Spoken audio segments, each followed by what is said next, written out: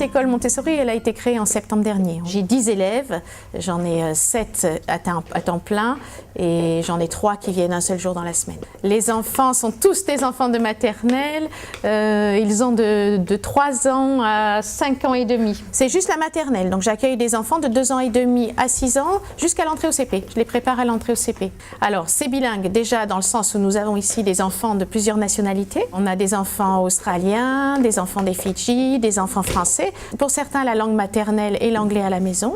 Et en classe, on travaille un jour entier en français, un jour entier en anglais, pour qu'il y ait vraiment une immersion de l'enfant dans la langue et aussi pour qu'il y ait un référent pour la journée. La référence pour la journée, c'est le français ou la référence pour la journée, c'est l'anglais.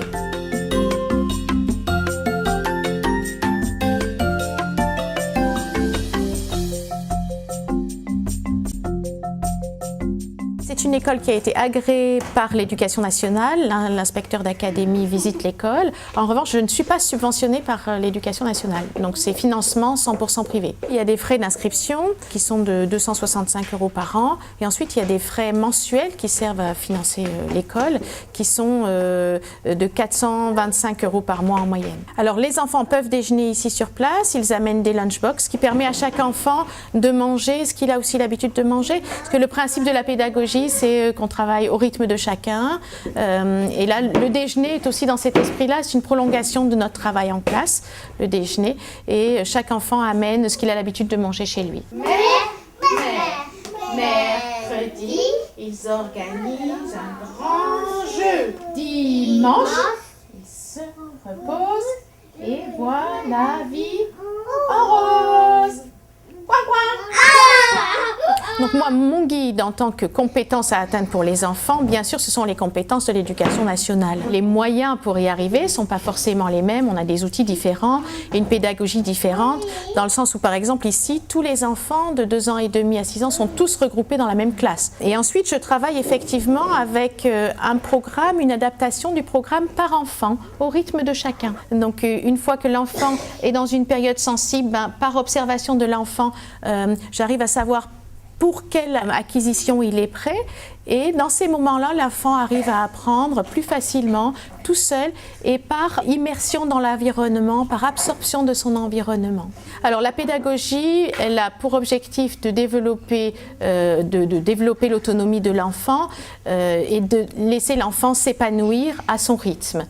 La pédagogie, elle travaille beaucoup sur le développement du sensoriel de l'enfant, surtout dans la période maternelle. Je prends l'exemple du langage. Je peux apprendre les lettres, par exemple, de l'alphabet, et je peux apprendre le son des lettres. Je peux commencer à les tracer avec mes doigts, mais je ne vais pas les tracer avec un stylo, ce qui permet de savoir tracer des lettres et la forme des lettres avant de savoir tenir un stylo, par exemple. Donc on apprend les deux notions séparément.